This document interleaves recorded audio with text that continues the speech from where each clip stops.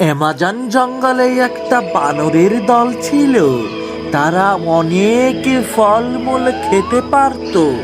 তাদের ফলমূলের কোনো অভাবই ছিল না। তাদের বাচ্চারা সব সময় কলা খেত। হঠাৎই একদিন তাদের উপরে নেমে এলো এক কালো ছায়া, এক দুষ্ট অ্যানাকোন্ডা। সে ছিল সাপেদের রাজা।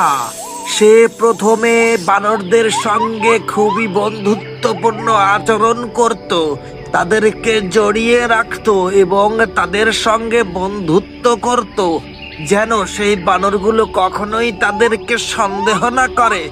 কিন্তু একদিন হঠাৎ সেই বানরদেরকে সেই সাপগুলো দৌড়ানো শুরু করলো এবং আক্রমণ করা শুরু করলো। বানরগুলো তখন বুঝতে পারলো সে বন্ধু নয়, সে হচ্ছে শত্রু, কারণ সে বন্ধু সেজেছে তাদেরকে খেতে।